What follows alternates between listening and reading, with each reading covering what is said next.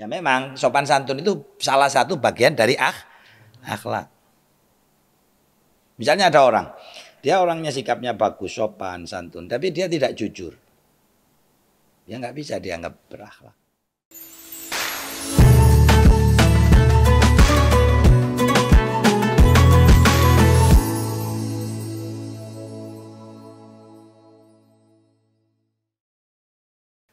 Bismillahirrahmanirrahim. Bismillah, alhamdulillah. Wassalatu wassalamu ala sayyidi rasulillah wa ala alihi wa sahbihi wa mawalah.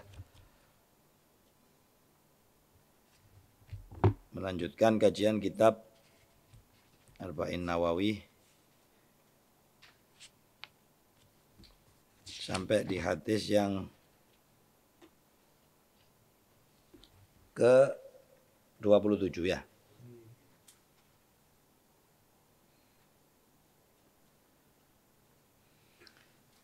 Al-hadisus sabi'u wal ishruna. Hadis yang ke 27.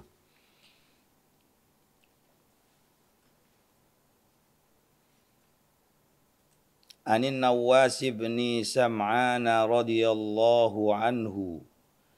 Anin Nabi sallallahu alaihi wasallam qala.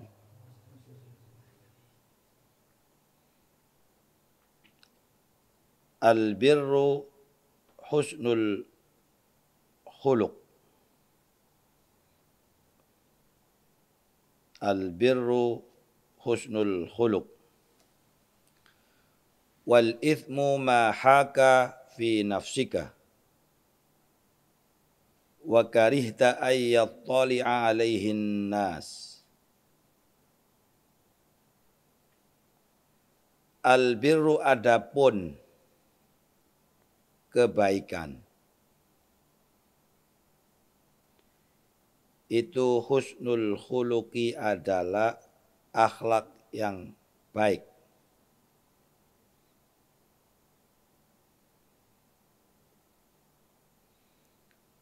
Wal ithmu adapun dosa itu ma apa-apa. Haka yang mengganjal.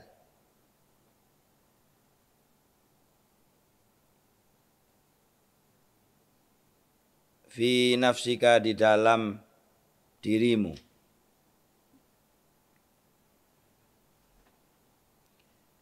Wa karihta dan engkau tidak suka.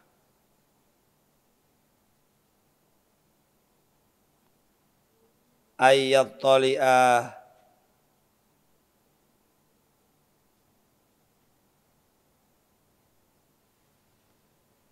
hendak mengetahui ayat toli'ah atau dikasih pada nggak apa-apa. Pada hendak mengetahui alaihi atas ma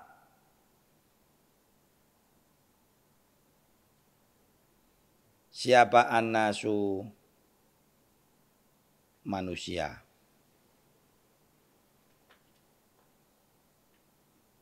Jadi ini hadis ya. Sangat singkat tapi pesannya sangat kuat. Berbicara tentang tolak ukur kebaikan dan juga dosa. Hadis ini ya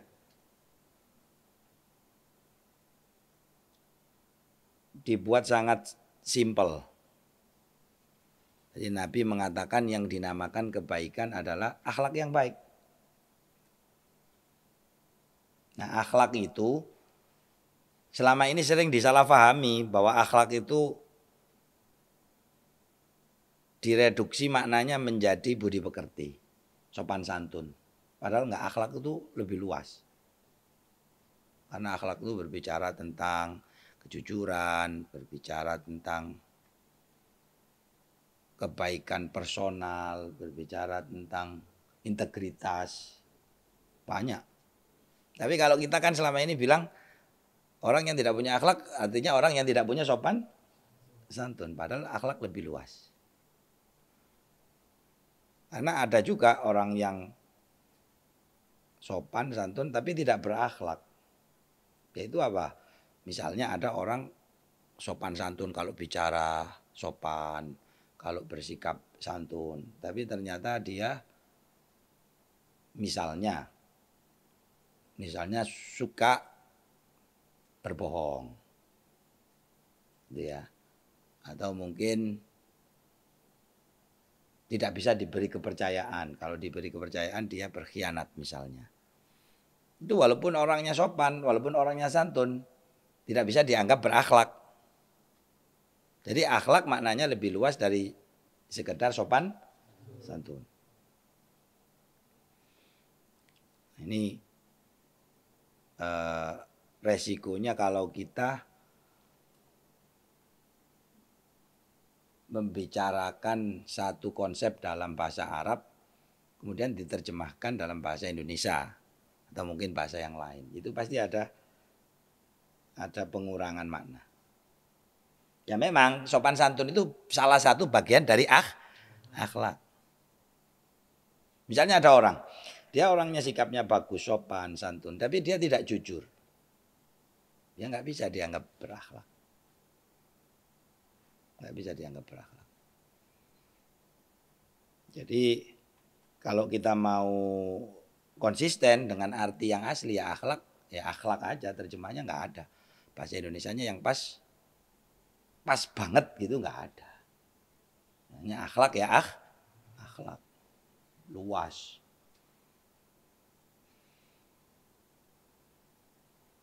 Makanya di sini dikatakan bahwa akhlak yang baik itulah kebaikan. Akhlak yang baik itulah kebaikan. Karena tidak mungkin yang namanya kebaikan itu muncul dari orang yang tidak berakhlak. Karena luasnya mana? Akhlak. Hanya ini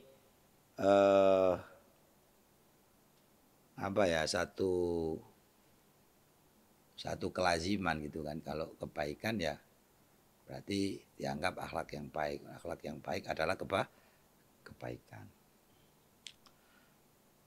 Kemudian wal ithmu, adapun dosa itu adalah hal-hal atau perkara-perkara yang mengganjal di dalam hati kita.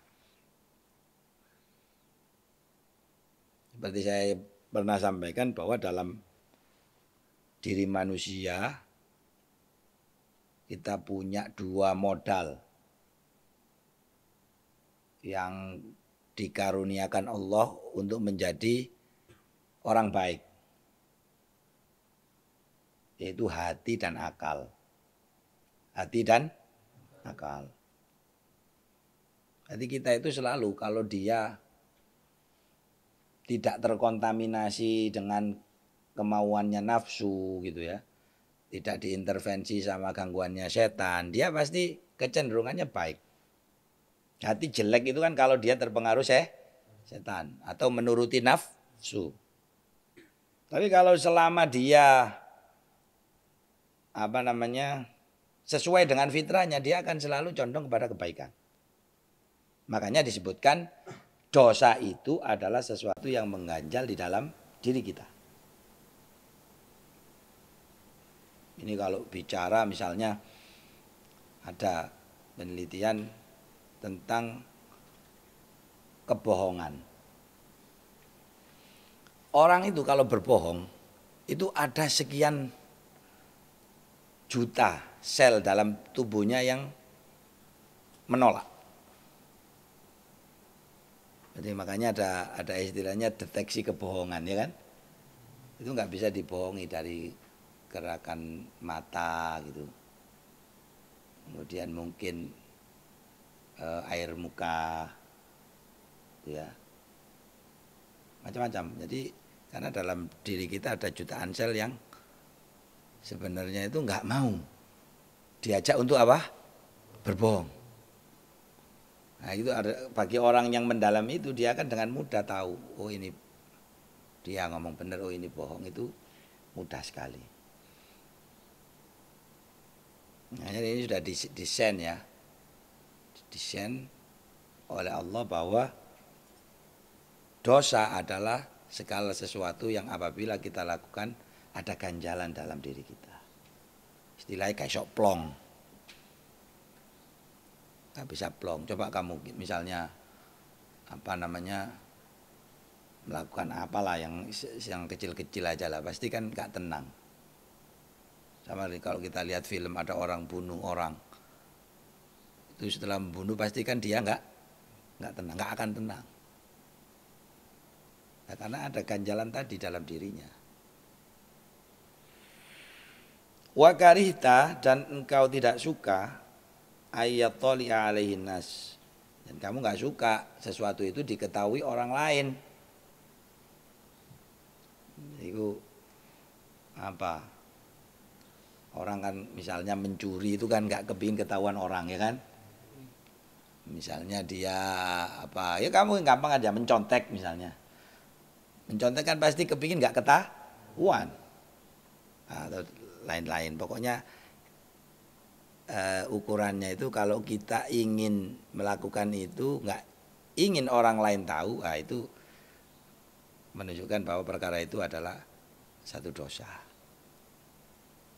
Sembunyi-sembunyi gitu ya, di dalam kamar mandi atau di mana. Itu.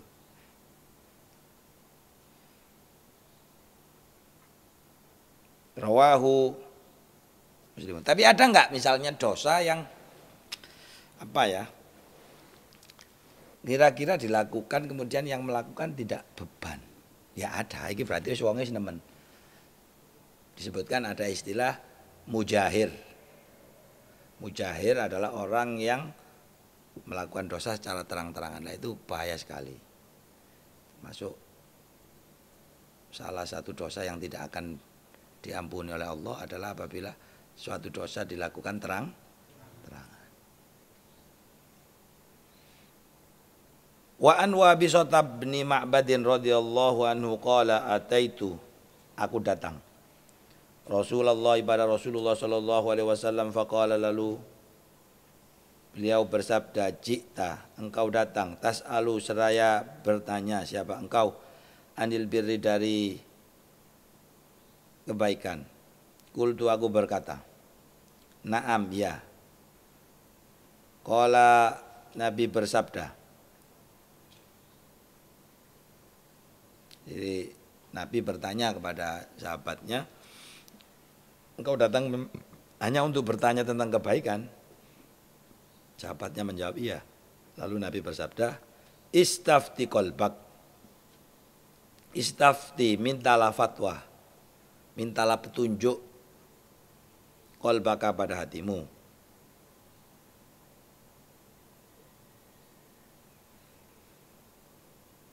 Albirru, adapun kebaikan, itu ma apa-apa, itma'annat, yang menjadi tenang, ilaihi, kepada ma, apa, an-nafsu, jiwa, apa, an-nafsu, jiwa. Jadi kebaikan adalah segala sesuatu yang membuat jiwa menjadi tenang. Watma'anna, dan menjadi tenang, ilaihi, pada ma, apa, al-qalbu, hati. Wal ithmu, adapun dosa itu ma apa-apa, haka, yang mengganjal, fin nafsi, di dalam jiwa. Wataraddada, dan bolak-balik, apa istilahnya, bolak-balik atau berputar-putar,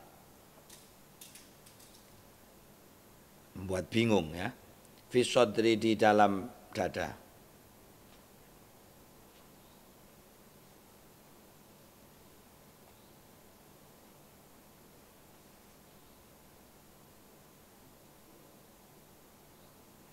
Wa in afta,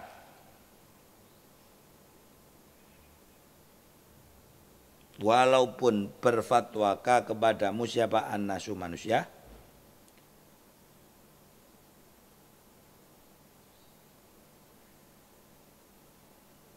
wa aftau dan berfatwa siapa annaska kepadamu.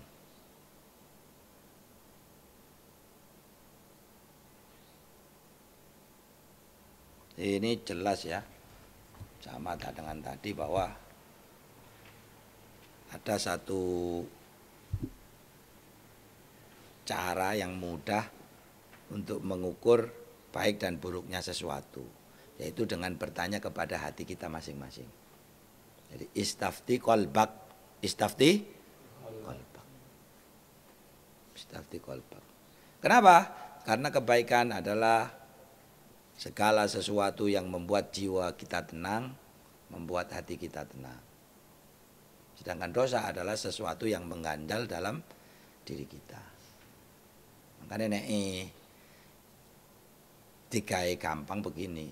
Jadi kalau sesuatu itu kira-kira kita lakukan diri kita tenang, berarti itu baik. Tapi kalau kita lakukan itu bikin susah, bikin tidak tenang, bikin bingung, nah itu tanda-tanda sesuatu itu adalah dosa. Walaupun orang mau bilang kayak apa ya, atau mungkin semua orang, bahkan semua orang di seluruh dunia mengatakan si perkara A ini baik. Kalau itu ternyata kita lakukan itu membuat diri kita nggak tenang, nah itu mungkin itu adalah dosa. Walaupun seluruh dunia sudah bilang itu makanya ada ayat Al-Quran mengatakan apa? Wa in tuti aktsara man fil ardi yudhilluka an sabilillah. Apabila kamu mengikuti kebanyakan orang yang ada di bumi, itu akan menyesatkanmu dari jalan Allah. Karena apalagi zaman sekarang ya kan. Jadi pikiran-pikiran manusia yang semakin liar, arus informasi yang tidak terbatas itu membuat sesuatu yang baik jadi jelek, yang jelek jadi baik, kebolak-balik. Nah, barang kalau sudah diomongkan bolak-balik itu dianggap sebagai kebenaran. Jadi sesuatu kalau diungkapkan terus-menerus, sering kita dengar, sering masuk ke pikiran kita, yang asalnya jelek jadi baik. Banyak contohnya, banyak. Ya hampirlah semua yang kita lihat itu. Seperti media, itu kalau memberitakan, hampir kita terima sebagai kebenaran. Ya kan? Padahal belum tentu faktanya. Nah inilah pentingnya kita memilih dan memilah informasi. Kalau zaman sekarang kalau bisa, kalau perlu nggak usah baca berita lah, itu lebih bagus. Karena manfaatnya nggak ada. Manfaatnya apa? Nggak ada. Dia cuma bikin, coba bayangkan berita yang diberitakan. Ada artis beli minuman di Singapura diberitakan. Ada artis cerai diberitakan, ya kan? Jadi kalau kita coba kalau waktu kita untuk membaca berita itu kita gunakan untuk membaca hal lain, misalnya yang berhubungan dengan pengetahuan, peningkatan diri, itu kan pasti lebih bermanfaat.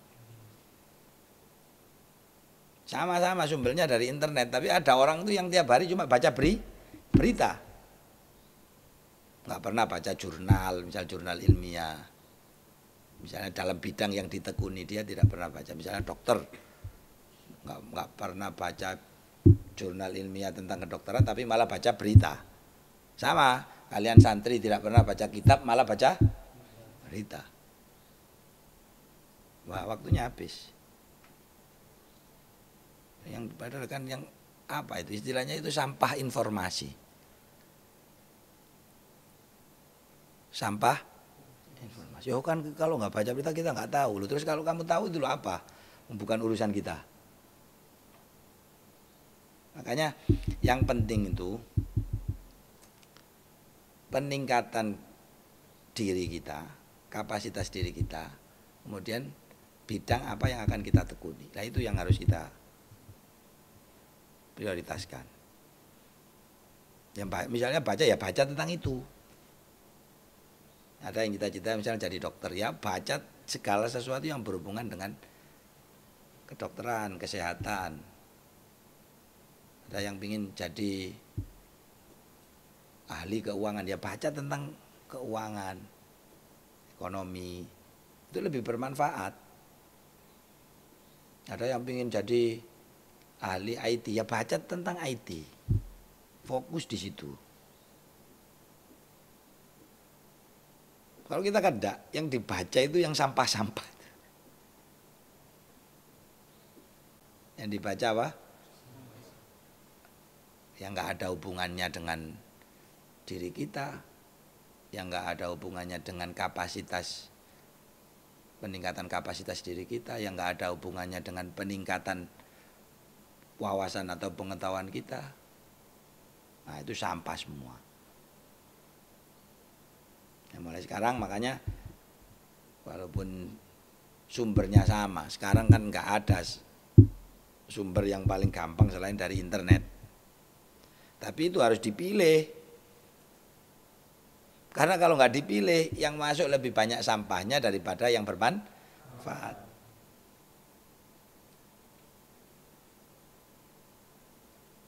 Paham ya?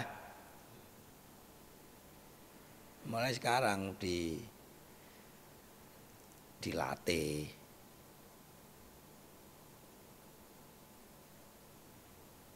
Coba kita bisa buka detik.com. Kamu analisis sendirilah.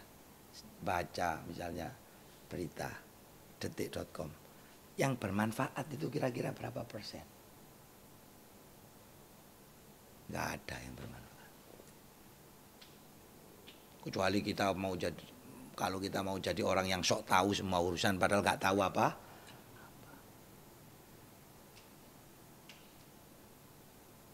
Nah di saat yang sama ada website lain, ada situs lain yang sebenarnya itu harusnya kita baca, tapi nggak dibaca.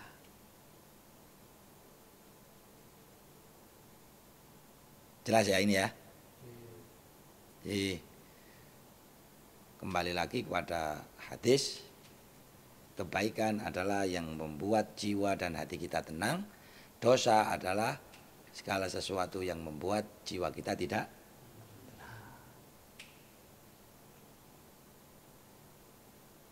Makanya disebutkan kan seorang kekasih Allah adalah orang yang tidak pernah takut dan bersedih, tidak pernah khawatir. Ya karena apa? Karena dia mungkin nggak pernah melakukan dosa.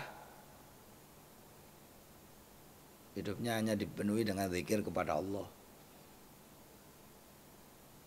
Mikir selain Allah aja nggak pernah, makanya dia dirinya diberi ketenangan.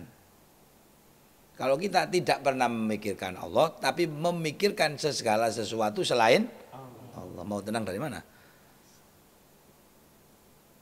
Nah, itu semoga menjadi pelajaran untuk kita, membawa manfaat, membawa kebaikan, diberikan petunjuk, diberikan futuh oleh Allah. Dan semoga pengajian ini dijadikan saksi abadi kita pernah belajar tentang suatu hadis yang disampaikan oleh beliau Rasulullah SAW yang akan menjadi sebab kelak kita akan dikumpulkan bersama beliau di surganya Allah. Amin. Kita tutup pengajian pada malam hari ini dengan bacaan Al-Asri 3 kali dan doa kafaratul majlis. Bismillahirrahmanirrahim. Wal asri innal insana lafi khusr illa wa amil shalihat wa tawasaw bil haqqi wa tawasaw bis sabr. Bismillahirrahmanirrahim. Wal asri innal insana lafi khusr illa alladziina amanu wa amil shalihat wa tawasaw bil haqqi. Bismillahirrahmanirrahim. Wal asri innal insana lafi khusr illa alladziina amanu wa tawasaw bil haqqi. Allahumma shalli ala Muhammad